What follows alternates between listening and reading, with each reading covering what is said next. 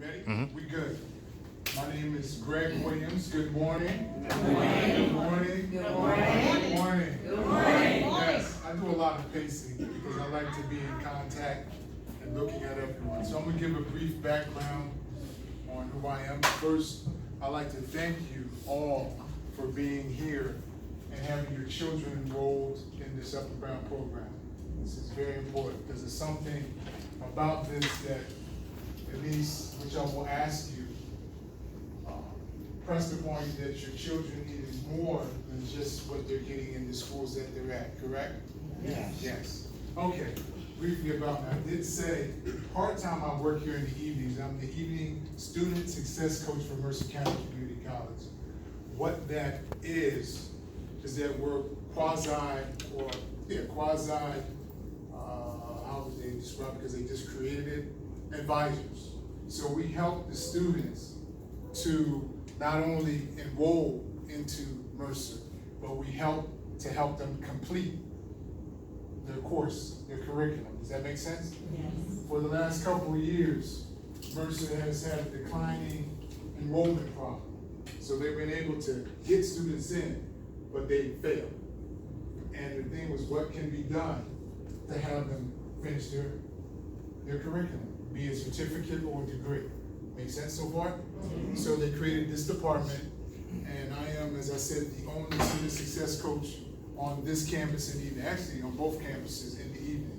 So not only do I fulfill that capacity, but I also am a quasi supervisor of the evening. So they have me with my presence, if you will, for things that may happen on the campus. Also, as a student success coach, it's not just academics. So we also understand that sometimes the coursework may be difficult and challenging, but it's also personal issues. It could be family issues, it could be financial issues.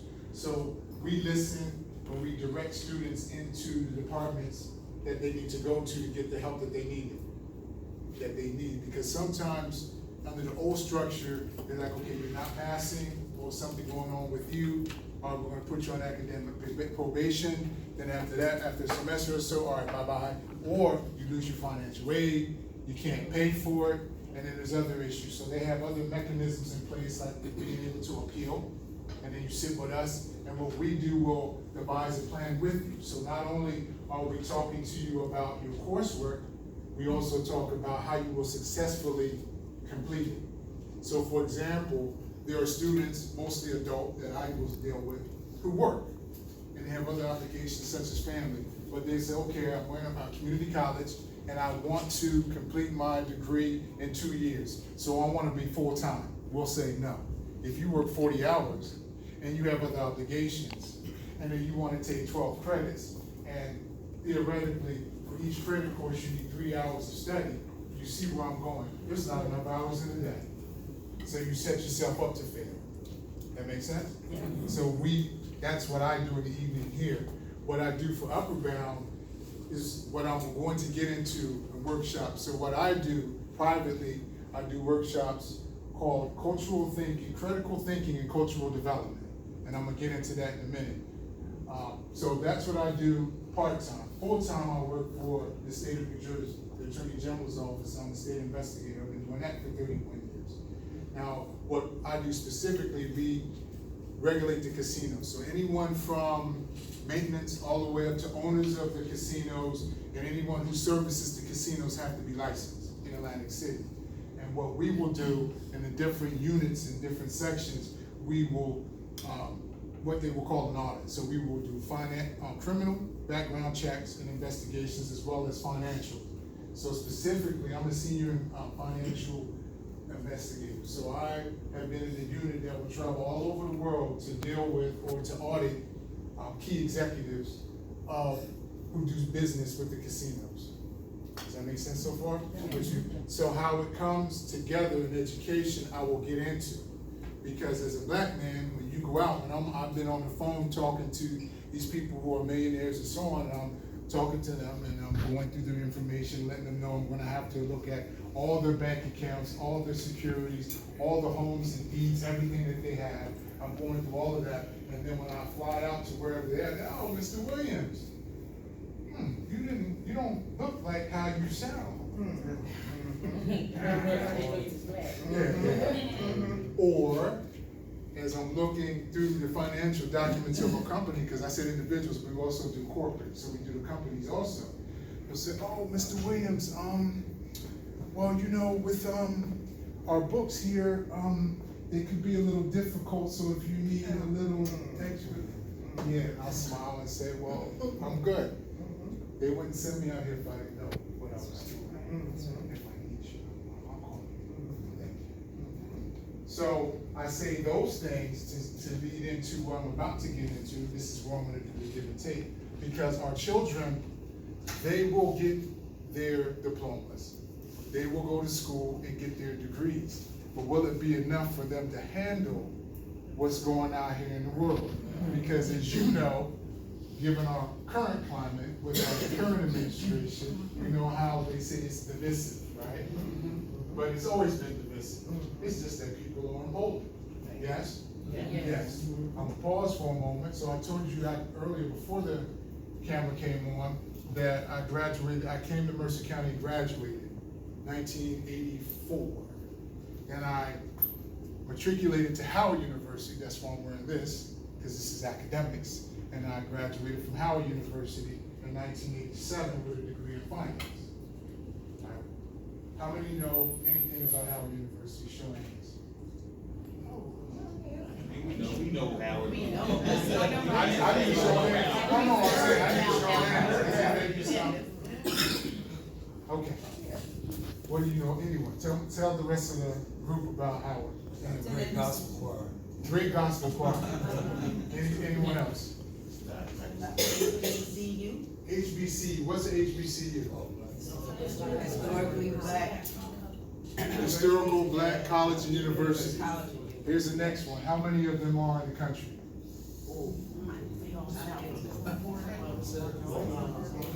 Well, okay, there's a lot. Okay, Howard University is located in Washington, D.C. Right?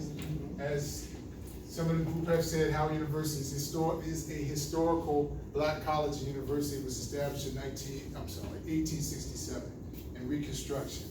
Howard is considered the Black Harbor, just for a lack of term. Thank you. It's just considered the Black Harbor. People from all over the world go to Howard University. All right. A lot of famous people, be it entertainers or judges, Thurgood Marshall. A lot of people went to Howard. A lot of people like to visit Howard because of their homecomings. The homecomings have been considered the best in the world. Those of us who are Howard graduates will hear us always brag about Howard University. That's what we do.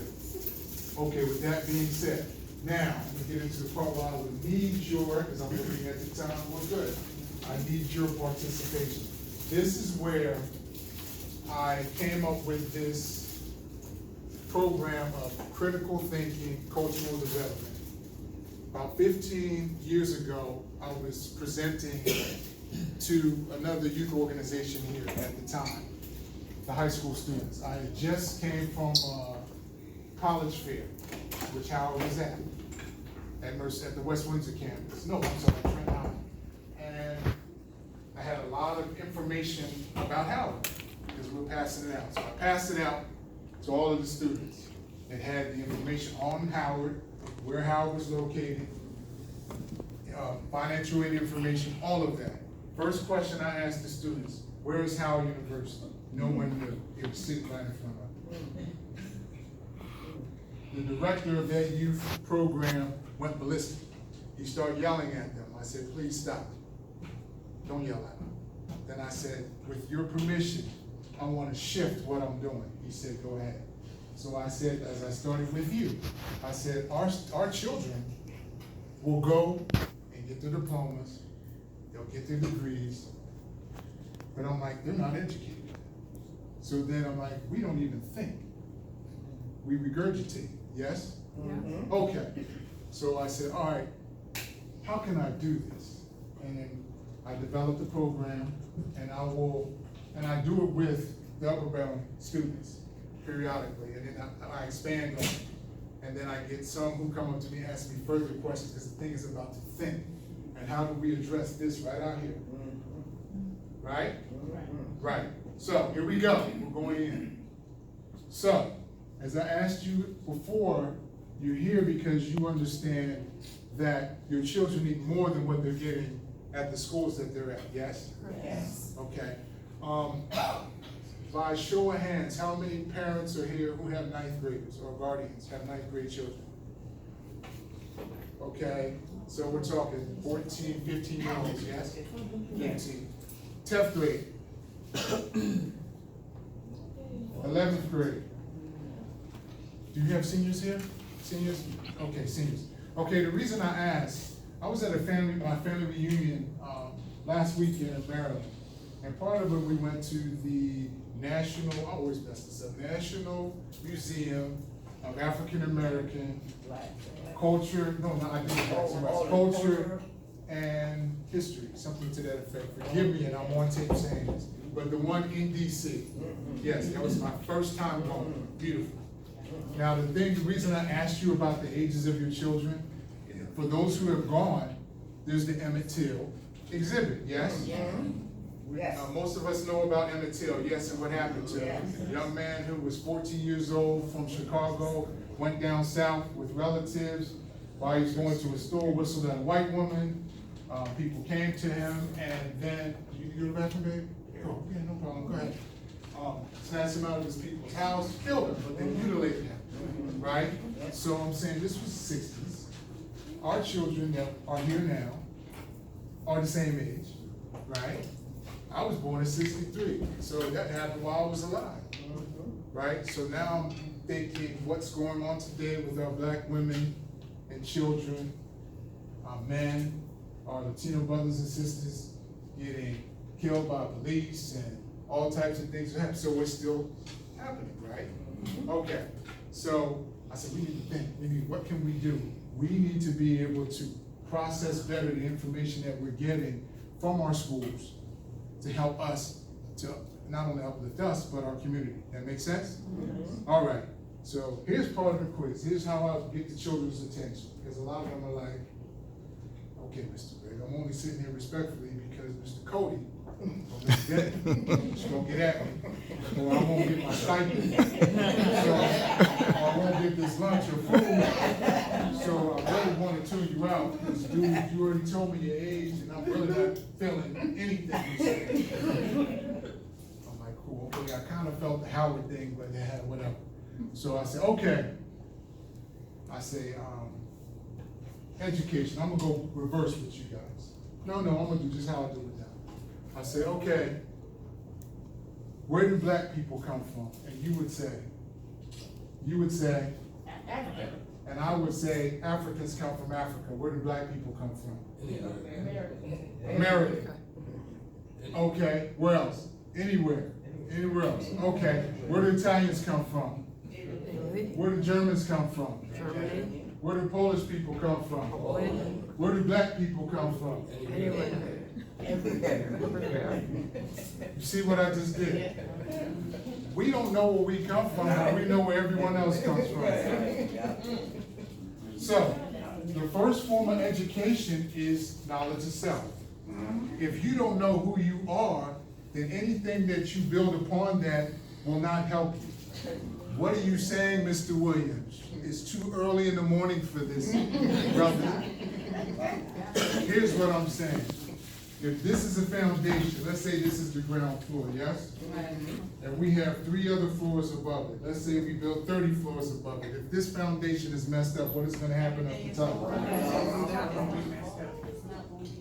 So, we're walking around with everywhere, Africa, but I know where that European came from. If I was to ask my Latino brothers and sisters, where are you from? Where are your people from, sir? We are a mix of colonists from Europe that came, Do you and know the natives. country? Natives? And natives, Native. because I'd say Spanish, people from Spain, and natives that were like the Mayans. So we did like, we're crossbreeded with like, that's why a lot of Spanish people have different type of complexions and different types of characteristics, because our genetics are very mixed. And you, man. half Puerto Rican, half Spanish. You see how definite that was? Now, my mother's from Panama. So as the gentleman said, different complexions. My mother has a complexion of this woman right here. So when people say, your mother speaks great Spanish, I said, no, she speaks great English. She always spoke Spanish. So with knowing where you come from, there's a culture that goes with that, yes? Right. So since our culture was stripped from us through hundreds of years, and we have the answers that you just gave me, everyone identifies with their culture, even if you don't know. So our culture is what? What do we call ourselves today? Black or African American. Okay, I'm gonna rewind, We're because I know you're sleeping. Yes, sir. We are Europeans. We have no identity. And that's a good answer. What is that? Could you expound upon that, sir? We don't know ourselves. We just imitate everything European do. We don't have no African culture. Everything we do is just European. We talk like them, we dress like them, eat like them, everything like them. And you have an accent, sir, so. I'm Jamaican. Yes, sir. Interesting. So, thank you. That's a great answer. So the reason I did the quiz, now that usually wakes the children up, like, you don't even know who you are, but yet you're tired. Interesting. So in order to do what we need to do out here, first you need to have your foundation, correct? Right? Now with that, because I'm gonna move a little quickly for the purposes of time, but I want to give you what I'm saying to your children. So in order to have that foundation, there's a thing called the 9 people major activities. He's fine. There's 9 people major activities developed by Dr. She passed away 2 years ago, within the last 2 years, Dr. Frances Cress Welsing. She's the author of a book called The ISIS Papers that addresses racism from a subconscious point of view. Now what she developed, like I said, 9 major people activities: entertainment, economics, education, labor, law, religion, sex, politics, and war. All of these things affect us on a daily basis, even if you don't realize it, right? So these are the foundations, or that foundation that builds up, that builds your culture, how you present yourself to the world, right? So if we don't have knowledge of self, which is the first form of education, and education is supposed, from the Latin root, is supposed to bring forth out of you your uniqueness, so that then you're able to teach not only yourself, but others around you, that uniqueness. And also with education, an educated person provides, defends, and protects themselves, their family, and their community. That's what makes you an adult. Being 18 doesn't make you an adult. Being 21 doesn't make you an adult. That's why we have 50-year-olds walking around who are behaving like children, because they are children. Because we would know that if we had our own African-centered paradigm, yes? But as the gentleman just spoke, we are European in our mindset. Now think about this. If I was to say to you, there was a battered woman here, and we took her from her situation, right? And then being abused by her partner. Would it make sense to then go back, to send her back to that abuser to get help to sustain her life? No. But yet, we rely on the miseducation of those who abused us, and we go back to them to educate us. Did y'all hear what I just said? I want to snap. That's why I'm here.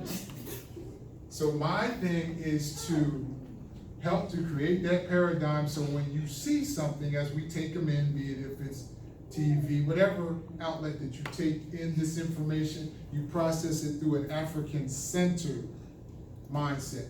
Okay, Mr. Williams, that sounds all well and good. Forgive me for looking at my watch, but I want to make sure I'm on time. That sounds well and good, but how do you apply that? Okay, let's go with an example. We're coming up on the census, yes? All of us know what the census is, show of hands, right? Yes, so it has to take account of people to see how many people are in the neighborhood, because based upon that number, that is how monies are disseminated to your community for the services that you need. Yes, that makes sense loosely? Okay, now when we take the census, there are different boxes on here, right? That says black, white, Asian, other. You with me, right? Okay.